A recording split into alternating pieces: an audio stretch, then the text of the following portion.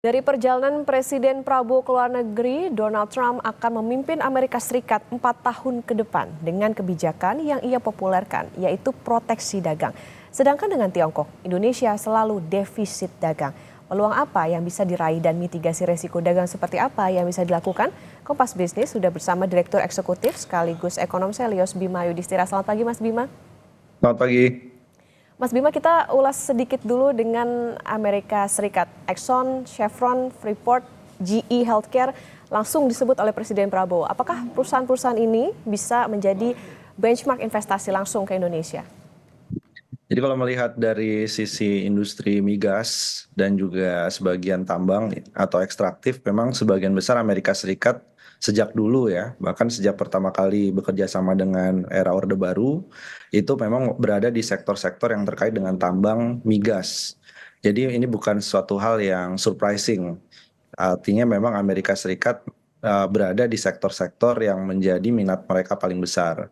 Nah, di satu sisi kalau Trump ini kan juga sebenarnya menjadi kekhawatiran ada banyak sekali kesepakatan di luar dari sektor migas. Misalnya salah satunya adalah kesepakatan terkait dengan transisi energi. Nah, ini di era Trump ini menjadi pertanyaan besar, apakah akan dilanjutkan atau tidak. Kemudian juga kan Indonesia bukan hanya ada di sektor energi, tapi juga banyak sekali tawaran investasi yang harusnya bisa ditawarkan oleh Pak Prabowo dan rombongan di Amerika Serikat. Salah satunya adalah misalnya hilirisasi agar Indonesia bisa masuk pada rantai pasok kendaraan listrik, baterai, transisi energi yang ada di Amerika, tapi juga ada hilirisasi di sektor perikanan, hilirisasi di sektor pertanian, perkebunan. Ini beberapa sektor-sektor yang sebenarnya cukup champion, cukup bagus, tapi belum banyak ditawarkan, terutama ke mitra Amerika Serikat. Jadi kalau Amerika Serikat masih berkutat di sektor migas, ini mungkin bukan hal yang terlalu bagus sebenarnya buat Indonesia ke depannya.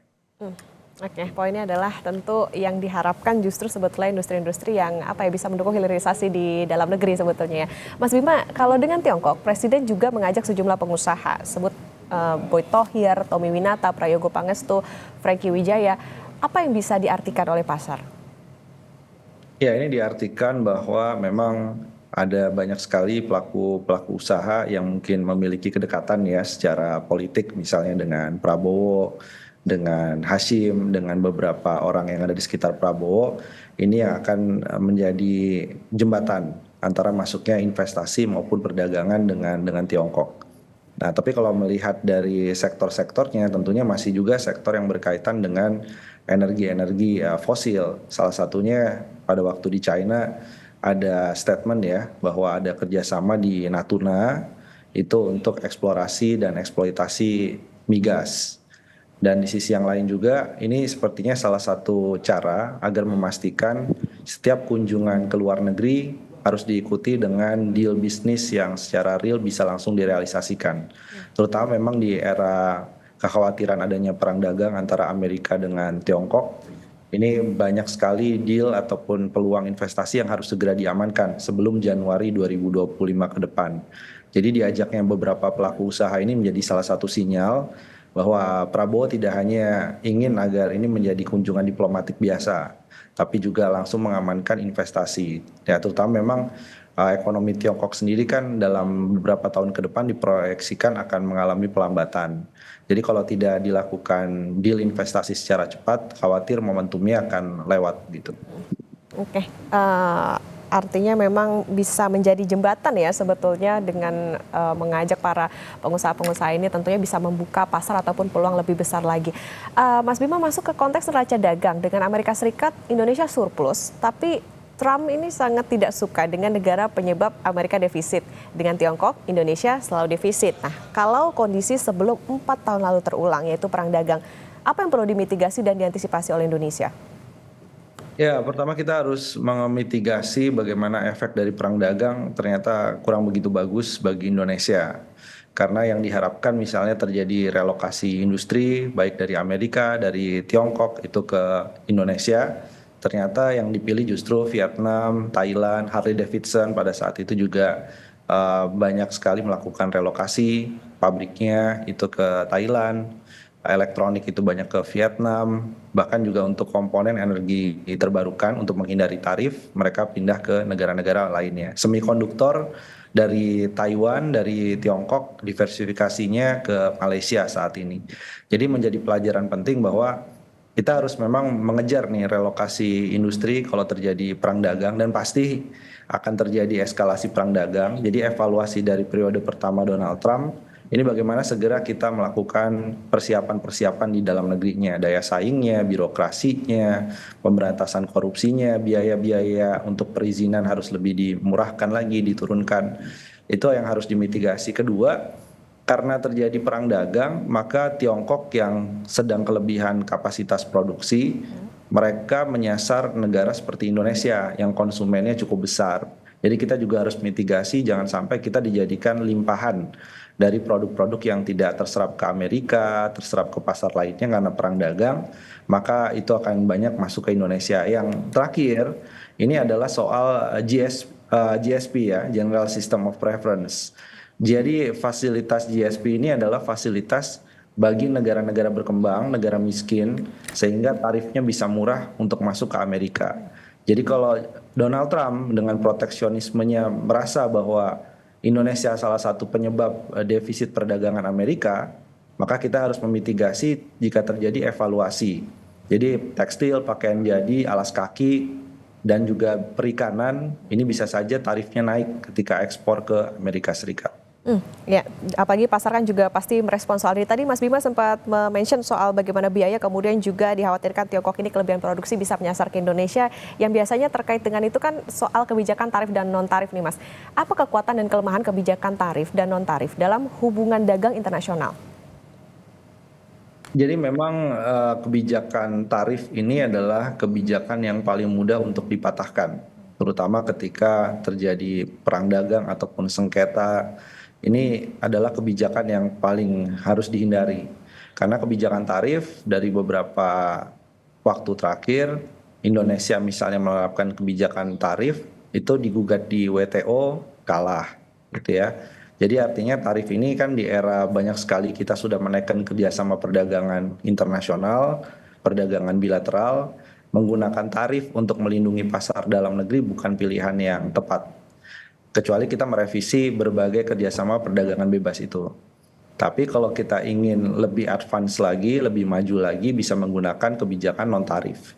Jadi pada waktu ada kebijakan-kebijakan yang dianggap misalnya melonggarkan barang-barang dari luar masuk ke Indonesia, kita bisa lihat tuh sertifikasinya bagaimana, apakah hambatan-hambatan non-tarif seperti kualifikasi produk, SNI, kemudian BPOM, sertifikasi halal.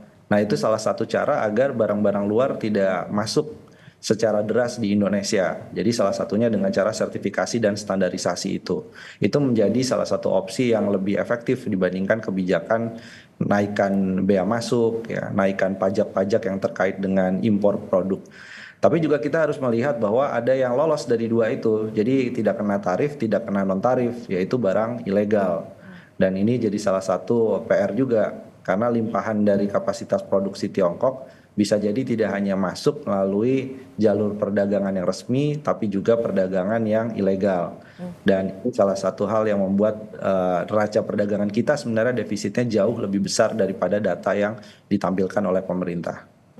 Tentu kalau kebijakan tarif dikhawatirkan ya tetap dilalui aja nih, karena memang Indonesia bisa jadi pasar yang besar, karena tadi kembali lagi seharusnya dari non tarifnya juga bisa diberlakukan untuk menghindari ataupun juga melindungi industri dalam negeri.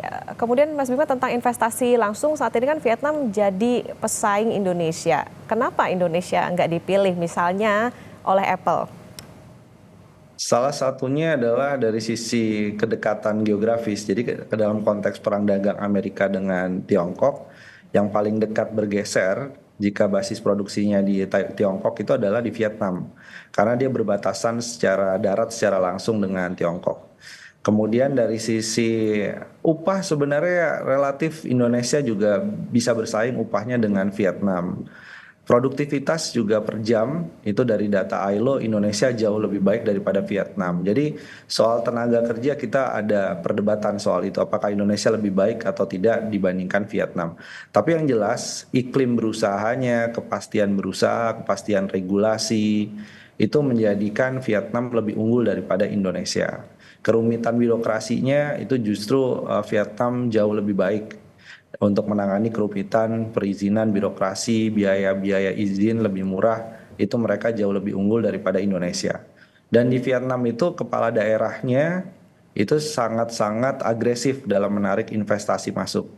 Jadi kalau di Indonesia terlihat lebih ke arah pemerintah pusat yang promosi dan mencari investasi masuk. Tapi kalau di Vietnam, kepala daerahnya saling berlomba. Jadi satu daerah menawarkan insentif, daerah lain tidak mau kalah menawarkan insentif yang lebih besar. Itu yang menjadi kompetisi sehat antar daerah di Vietnam. Sehingga industri senang di sana karena kepala daerahnya cukup proaktif dalam menyediakan iklim investasi yang baik. Itu jadi catatan ya, ini bisa juga jadi cerminan untuk kepala-kepala daerah nih di Indonesia soal bagaimana menarik investor ataupun juga industri untuk bisa berinvestasi di daerahnya masing-masing. Tentu saja tadi yang jadi catatan adalah pertemuan ataupun juga kunjungan-kunjungan lawatan presiden ke berbagai negara ini tentunya diharapkan nanti bisa jadi antisipasi juga ya Mas ya terkait dengan kebijakan yang akan dilakukan oleh Presiden Trump setelah menang, termasuk juga soal perang dagang. Terima kasih Direktur Eksekutif sekaligus Ekonom Selyus Bima Yudhistira sudah bersama di Kompas Bisnis. Sehat selalu Mas Bima. Ya, terima kasih.